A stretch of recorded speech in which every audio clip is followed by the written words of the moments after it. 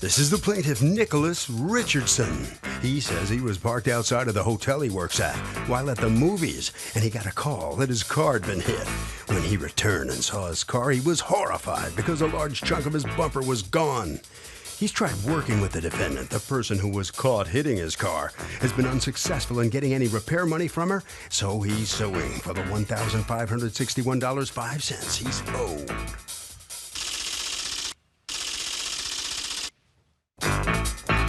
This is the defendant, Jane Velasquez. She says the plaintiff is a kid who's trying to get one over on her. And even though she's a female with no man to back her up, she won't be pushed around. The plaintiff has insulted her with vulgarities, is acting like a 12-year-old, and was parked in a no parking zone with a parking ticket on his car. That's that. She's accused of bumping a hotel worker the wrong way.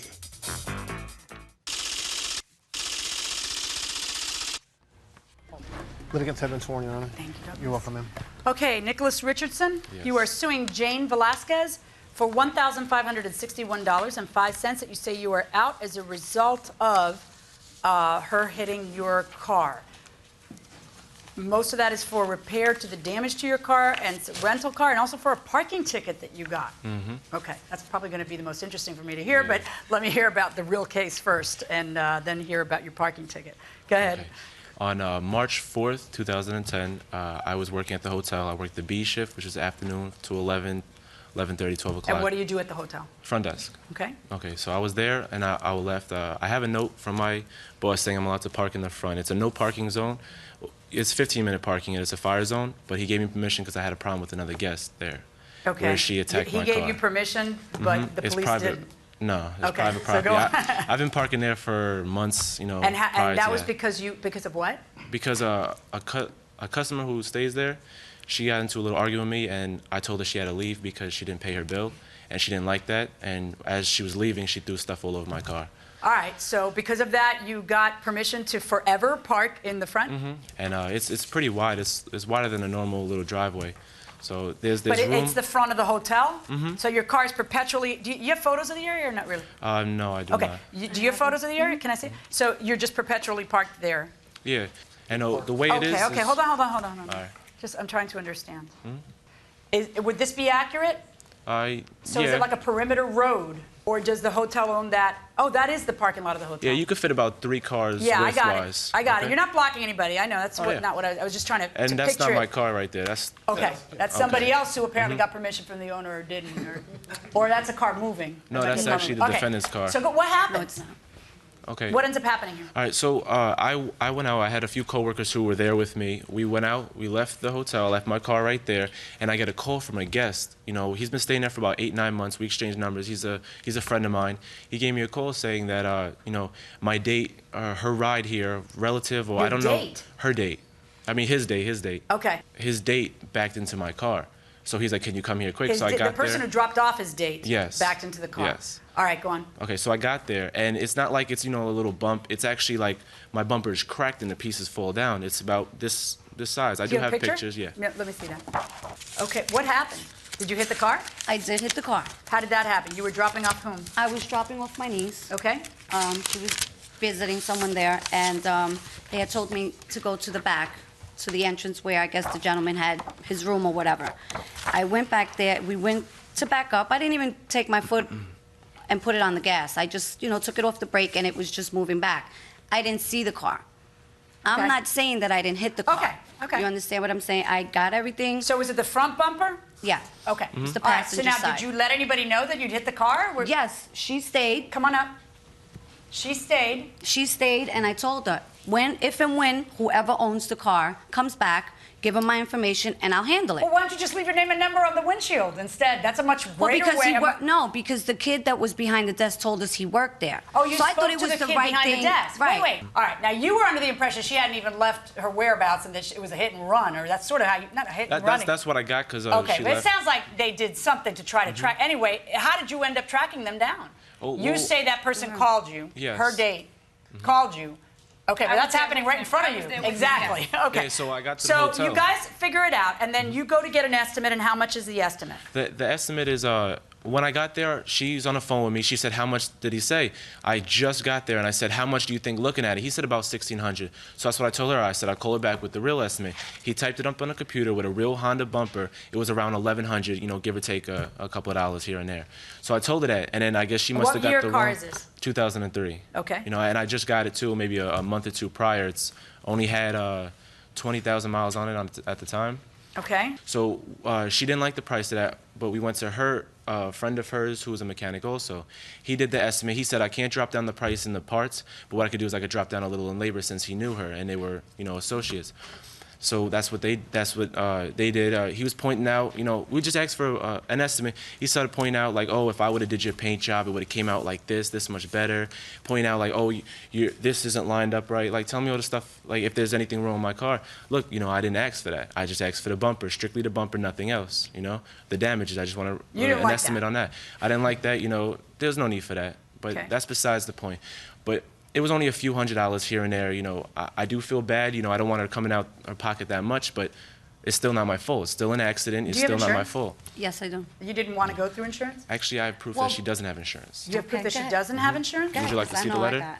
Okay. I have insurance. What happened was that when I got into the accident, I had just finished switching insurances. I had e-insurance, okay? A couple of weeks after that, the insurance was under my son's name when I got into the accident. Right. I was in the process of looking for my own insurance. So you didn't have insurance? Yes, I did. Were you an authorized driver on your son's car? No. Well, then you didn't have insurance. Right, but I'm on the papers. Now or then? Both. It's Sammy Lopez, and my name was on it. Your name was on it as what? As an authorized As a driver, yes. I just asked you that, and you said no. No, I meant yes. Oh, when you said no, you meant yes. Right. Forgive me for being confused. No, it's all right. I'm just trying to get it clear. Hand it over. Let me see what you got. And what happened when you called the insurance company? This is the insurance. What I did was, and this is the on the initial police report, it says her insurance code. I looked up her code. It said it was Esurance, like she said. You know, I called up Esurance the next day after because I had to go out to Yaphank to actually get the police report. The 2 tickets she got that day at the hotel, the day of the accident, was for not having the car registered and not having the car insured. And I have a letter from Esurance. What was the day of the accident? March 5th. It was a Friday. Yeah, this is prepared on March 10th. So you ran out then and got the car registered right and after insured. No.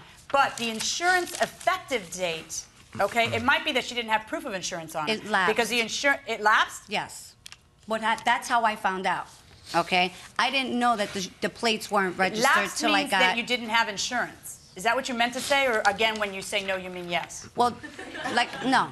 All right, look, the bottom line is I don't want to debate this anymore because at the end of the day, you're suing her, and if you have insurance, you should tell your insurance company, if I end up ruling against you, then your insurance company, that's why you pay premiums. So you need to bring them in on the loop of this, but that's between you and your insurance company. I'm just curious whether you're driving without insurance. I don't think it's as clear as that. You ended up getting a ticket, though, for not having proof of insurance. Right. All right, so now you go to her place, and her place says what? Says he'll drop it down a few $100s in labor. So how much was it going to be? It was around $800-900. Okay, for a Honda bumper for official Honda bumper and painting, prime it, put it on, fit it, everything. All right, and then what happens? You didn't like the guy, and you decided you didn't want to go with him. I didn't like the guy. You know, so I'd you rather tell go. her, I want to go with my guy. It's $1,100. The two of you then come to an agreement, and what was that agreement? The agreement was that she knew somebody who worked for Honda who can get a Honda bumper.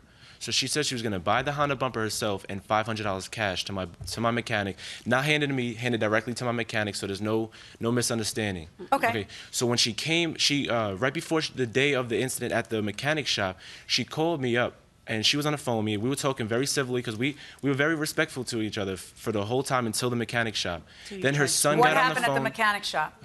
Well, before we got to the mechanic shop, her son got on the phone and started giving me a hard time and giving me an attitude. We got into some words, and she said, you know what? I'm dropping off the bumper and I'm leaving. So I rushed over there. I left where I was at. I rushed over there. I told my mechanic what happened on the phone. He said, okay, just calm down. We'll see what happens when they get here. They got there. Her son was holding the bumper. She had $300 cash in her hand. She tried to hand it off to somebody who wasn't even a mechanic, and she tried to hand it off to me. I wouldn't take it. My mechanic wouldn't take it. And my mechanic looks at the SKU number on the side of the bumper. It was a brand new bumper. It had the package on and everything. Looked at the SKU number. He said, that's an aftermarket bumper. That's not Honda. It'll fit on my car. He said, yes, but it's not a Honda bumper. And my car has 20,000 miles on it. I don't want an aftermarket bumper. Okay. Or I would get something else. So what happened? So they got into some words. She said it's an bumper, just take it. And then they're arguing back and forth. She's yelling at me, she's yelling at all of us, her son, they're all getting loud. And then my mechanic kicked them off the property, told him to leave. You need to please leave. I was in the back, he told me call the cops. I called the police got there after they already left. What happened? Tell me what happened at the mechanic. I do have a statement from him, though. I'm just gonna get to the point where I got to where he was getting his car fixed, okay? I showed him. Wait, before you get there, did you agree that you would provide a bumper and pay $500, or did he make? It was a bumper and the $300 for the labor. That's where we ended up. Not $500 and not a Honda bumper. No. Why would he accept that? You hit his car. He didn't hit your car. I understand that, but he had me running around for weeks. I was willing to go with the guy that he had. Okay, that's $1,100. No. How is it if my cousin walked into the same place with my son, okay, and got an estimate at $500? I don't understand that. I don't have it. Oh. Okay, but I can Well, get then I guess you're in the same boat as you were when you didn't have proof of insurance or registration. Another thing, I tried to do right by him. I did. What happened at the car? What happened at the car dealership? Tell me what happened. You guys get in there and now tempers are flaring. Because, you know, I mean, the first words out of this guy's mouth was, that comes from a Chinese shop, you don't need that. And I'm looking at him like, come on, guy, you gotta be kidding me. I got you the bumper, here's the money. Yeah, but he doesn't want an aftermarket, but he wanted a Honda part. He wanted something, you know, he had a car with 20,000 miles on it. Why would I ever believe that he agreed to take a part to save you money? Every other part on that car is not a Honda part. How do you know? Okay, because my sons do Hondas. They deal with Hondas every day. Well, if your sons deal with Hondas, why didn't you get a Honda part? Because that was my problem, not my son's. Then that's exactly what the guy said. He said that you said you had a relative who worked at Honda, you could get a Honda part. No, not at all. Not at all. But what a coincidence. You have a relative who works at Honda. What are the odds? I don't have a relative. I don't have a relative. You just said my son works with Honda. No. Works with Hondas. Cars. What a coincidence. Okay, they put parts together and everything. My point is that I tried to do the right thing. Okay, show me. I don't know that you did. And I got screwed here. You? How do you figure? You crash his car and you feel that you ended up. I mean, what planet are you living in? Because I didn't deserve to get treated the way that I got treated, being that I was nice to him. I could have been somebody else and just left and not even told him anything. The way it works when you hit a car is you gotta pay the reasonable amount of damages to repair it. You're right. And so I'm going to be the judicial arbiter of whether or not the $1,100 would have been reasonable. And not only that, you've also got to pay a rental car for the amount of time that it takes him. Now, did you end up getting the car repaired, yes or no? No, I did not. Okay, how do you know how long it's going to take to get the car repaired that you're estimating on the rental car? I spoke to my mechanic and he said around 2 to 3 days. Do you have proof of that? No, I do not. Okay, people, stop flopping your gums in my courtroom. Seriously. Come here. Number one, you're in court, so you got to know that I'm not going to accept flapping gums alone. But especially when the answer is, oh, yeah, I got proof of it, I just didn't feel like bringing it. And welcome back to the People's Court. Harvey Levin here. So can she dictate where he takes this car to get it fixed? No, absolutely not. I would not trust someone's recommended auto dealership. But do they have a right to even demand it? I mean, even if they can prove it's a good place. No, I think that they have the option to take their car to be repaired wherever they need to go. Okay, one other question. When my hand's out, is this dog going to bite me? Because this dog looks like he's just totally ready. He's ready to take a nap. No, he's got his teeth showing. Hi, sweetie. Bye. Going inside the courtroom. You ended up getting a parking ticket for parking in a fire zone, and you want her to pay for it. Why? Yeah, I've never had a problem before. Cops have been there. And why is it her fault that the police issued you a ticket for parking? In other words, you've been able to get away with it until now. Yeah, and it's her fault you couldn't get away with it that day? Yeah, I think that the only reason... You can't be serious. We also have signs that do say 15-minute parking. Okay, well, whatever. Apparently, you can pick it up with the police because they don't believe it. I'm not going to make her pay for it. All right, what I'm going to do is I'm going to order you to pay $1,100 for the damages to the car, okay? That's my verdict. We'll see what the defendant thinks of that outcome as the judge rules for the plaintiff. What do you think of that?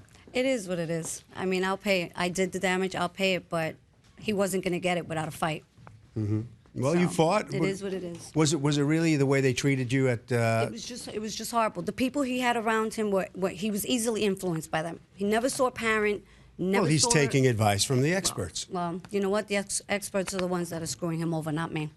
Oh, okay. All right. Right down this way, okay? All right. She's pretty tough, huh? Yeah, I would say so. She was tough on you? Yeah. Come on in here a little bit. She had a little problem with herself. What do you mean she had a problem with herself? Well, she always gave me attitude. There was no need for it. You know, we would try to settle it, respectfully, and it turned out bad. So. Well, she did the right thing by coming forward and admitting that she was the one who did the damage in the first place, Yeah, right? she You did, got to and give her that's credit. That's why we handled it respectfully at first, and then she decided not to tell me about the whole insurance thing and try to screw me over at the end. So I took it into my own hands. See what Harvey has. Okay, Kurt, to reiterate, it doesn't matter where the plaintiff wants to take the car. He can take it anywhere he wants to as long as the price is reasonable. That will do it for this case. Litigants for the next case on the way into the courtroom right now.